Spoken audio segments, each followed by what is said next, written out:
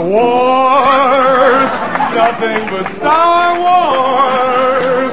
Give me the Star Wars, don't let them end.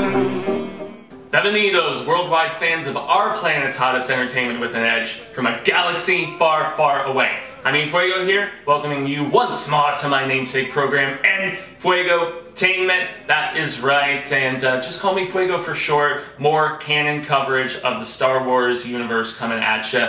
And I have had to switch things up a little bit in the fact that kind of stuck in the home, not able to go out to stores or anything like that and purchase new canon comics while still attempting to read stuff in order. So you know what I did? I signed up for a 60-day free trial of Comixology, and Comixology is allowing me. I still love tangible media, something to put my hands on, man, but you know, you gotta roll with the punches in this regard. So 60 days free with Comixology, which is an Amazon company. They're not sponsoring this video or anything, but the cool thing is that I was able to start reading Darth Vader, Dark Lord of the Sith, and this is a review of its first volume, first 6-issue story arc, which is entitled Imperial Machine. And this essentially, it's funny because Dark Lord of the Sith actually came out after the first Darth Vader comic series, which was launched by Marvel/Disney after they acquired Lucasfilm. And so the first Darth Vader 25-issue series took place in,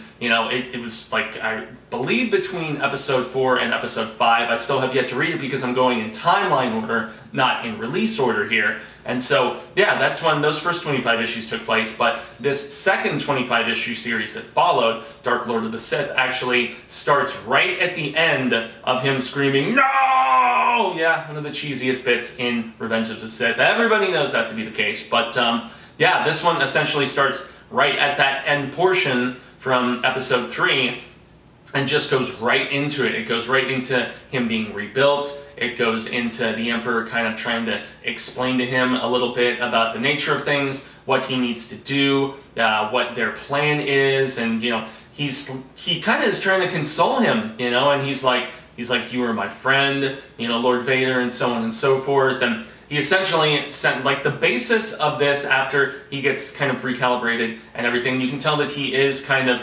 having some internal war of emotions at times, and yeah, that's obviously understandable with, you know, loss of wife, destruction of a good portion of his body, mechanical reconstruction and everything. But the bulk of this is really when the Emperor is like, "What happened to your lightsaber?" And he's like, "I lost it," so on and so forth. And he's like, "Well, as a Sith Lord, you essentially have to go and find a Jedi to kill and take the lightsaber from." And so he's like, "Well, how the hell am I going to find the Jedi? Didn't we exterminate all of them?" And of course the Emperor is like, "No, we didn't get quite, you know, all of them, unfortunately." And so essentially it turns into Vader first and foremost trying to find a Jedi that is still alive. And he goes to this remote Jedi who hadn't really been involved with the council for a while. He just really was training with his robot on this remote planet as a fighter. You know, that's really just all that this older guy did. And he's like got this badass, like, you know, meditating thing going on, really dope looking beard and stuff. And yeah, that's essentially who Vader, once he tracks him down, you know, at the Jedi Temple, I believe, where he's just kind of doing some of the initial searching and whatnot, trying to, you know, find any sort of possibility of the remnants of the Jedi Temple at this particular point. And because, you know, obviously, you know, the Jedi are no more. And it is funny, there are some really interesting bits, and I think it's like the first issue or two, where I forget the name of the weird blue horn, tall, like kind of right-hand man of Palpatine back even before Order 66 and everything went into place. But, you know, this is the transition issue into, you know, the Republic becoming the Imperial Empire. And they're collecting all the lightsabers, and they're like burning all the lightsabers, and that big blue dude is just like, "Now we are free, this is real freedom, because we're free from the Jedi." And, you know, there's this huge, like, green, like, flaming light that comes up as they're burning all of the lightsabers and stuff. It's a really cathartic moment, I gotta say. And so, after that, in turn, Vader is like, well, gotta find the Jedi to go and, you know, slay and take his, you know, his fighting device from. And Vader goes out and does eventually track this dude down. The dude kind of senses him coming from a lengthy ways away. He senses this, evil Sith presence, and he had also sensed when, all of those Jedis were taken down. He suspects that, Lord Vader, as he was, is indeed the perpetrator who was behind that, or at least, a good chunk of that, because we all know what he did with them younglings, man. Oof, so sad. One of the craziest parts of Revenge of the Sith, honestly. But, yeah, so they fight initially. Vader gets his ass kicked, gets, kicked off a cliff, down into a river or something. And, of course, this Jedi thinks that he has, in turn, vanquished Vader, and that's going to be the end of it. But this is definitely Vader at his most cruel in a lot of ways, because Vader had just sliced up the robot kind of sparring companion of this Jedi, and so that just kind of semi-functional droid is down there with him, at the bottom of this cliff area. And now as I remember, I don't think he necessarily, well, maybe he did go in the water.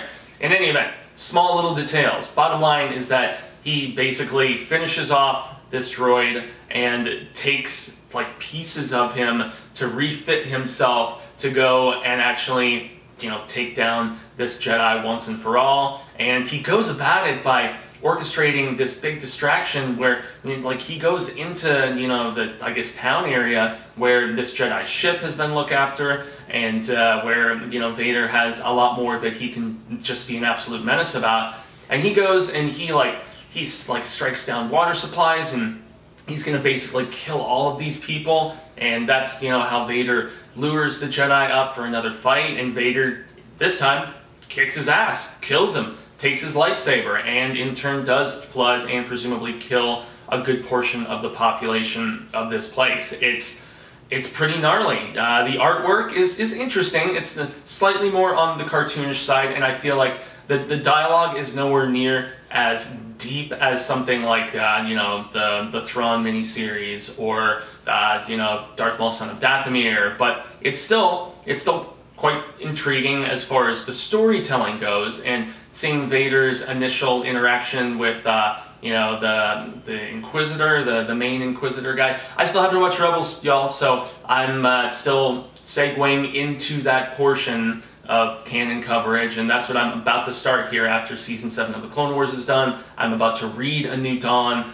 just read Ahsoka, just read Dark Disciple, so I'm finding how much I enjoy this prequels era, especially that in-between phase between, Episode 3 and Episode 4. I love Rogue One. It's my favorite of the new stuff since Disney took over Lucasfilm, and so, yeah, just getting this additional information about, just seeing Vader and the jealousy with our main Inquisitor dude, who I know is the main antagonist in Rebels, or so I've read, at least. And so their initial interaction happens at the very end of this 6-issue series, Imperial Machine, as I mentioned. And so that's where, yeah, we know that Vader is going to have kind of this healthy rivalry sort of thing going on. And it's sowing the seeds for some intriguing stuff. I know there was another Inquisitor that I just read about in the Ahsoka story, and I think it's this dude, because I just took a peek at the beginning of issue 7,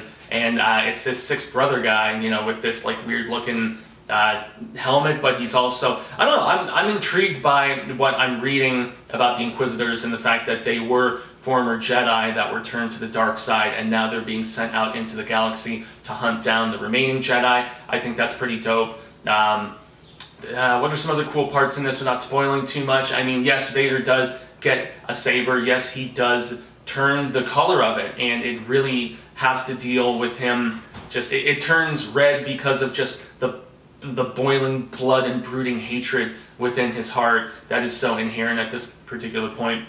He does have a dream sequence, though, that's interesting, where he kind of has second thoughts, and then it just really makes you wonder, as you also hear a little bit about in the Lords of the Sith novel, which was really, really good, where the Emperor and Vader crash land on Ryloth, I believe it was, if I remember correctly, and they're basically fighting for their lives there. But that's another one where you get a little taste of the internal struggle that is still within Anakin, despite being turned to the dark side. It's still that eternal internal struggle sort of situation. This book deals with that. It also deals with that impending rivalry with, the Grand Inquisitor and stuff. And so I'm digging this book so far. I really, really am. Just like, I've been impressed with most of the Marvel stuff has been pretty good. Although once again, I've been stuck in the era of Republic, the Age of Republic as they call it. So I have yet to segue into the Age of Rebellion and read that full Star Wars comic series that I know pretty much relaunched the entire line with Marvel. So curious about that, but in the meantime, I still have this. I still have the Kanan comic, and then also A New Dawn, which is the novel that I am about to start reading. So yeah, more coverage obviously coming in in the near future, and I'm probably, as I segue into April and officially start my Patreon, which some details will be on my social media about that in the coming days. It's probably gonna have to segue into one Star Wars episode a week. I haven't determined what day it's going to be, but I have such an awesome just backlog of coverage, from the Tarkin novel to the Master and Apprentice novel, the Queen Amidala novel, the Dooku novel that they did last year. I mean, there's a lot of great new reads out there, and there's also lots of older stuff like, the Lords of the Sith and Tarkin, and I mean, it's a pretty cool time to be a Star Wars fan because there's so much supplemental material if you really want to dive into the comics and the novels that are all in canon. And all the Legend stuff is still out there too. Heir to the Empire is still out there, man. Last Command, that terrific trilogy that Timothy Zahn did.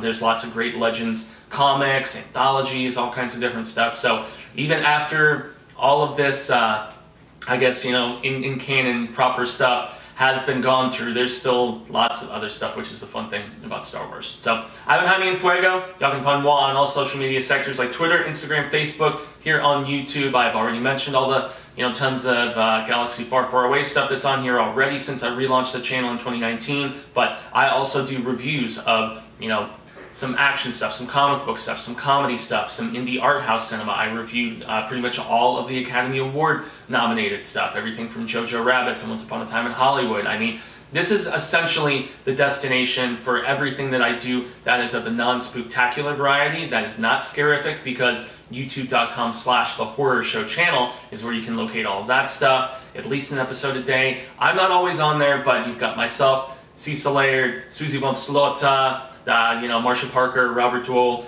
occasionally a couple other guests jump on here and there. And so we have an awesomely eclectic group there that does reviews, that does trailer reactions, that does video game Let's Plays, everything under the horror umbrella, essentially. And so yes, we are very vigilant with our coverage. And so if you want to hear my thoughts on scary stuff, that's the spot to go. And then lastly, every Monday evening, 9 p.m. Eastern, 6 p.m. Pacific, live on the Willis Greedia YouTube channel, myself, CP, who is the showrunner over there and the creator of that program, along with Chauncey K. Robinson and Lindsay Mimsy, my dude from My Two Cents of Nonsense. We do a program called Show Business. Problem is that show business has had to drastically change over the course of the last few weeks with how weird the world of just cinema in general and the theater experience has become. It used to be a box office breakdown show where we, talked about winners, losers, made predictions to the following weekend, but that doesn't happen, at least anymore, for the indefinite future. And so we are floating around commentaries, looking at retro years of the box office. So stay tuned to, Willis Greedia and his channel for all of that information. So, I've been Fuego. Y'all have been rad status, as always. And until the reel of Ka comes around once more, hasta luego, Cinemigos, constant readers and viewers alike. But I'm hopeful that we get to share more of this palaver sooner rather than later. And may the Force be with you, youngs.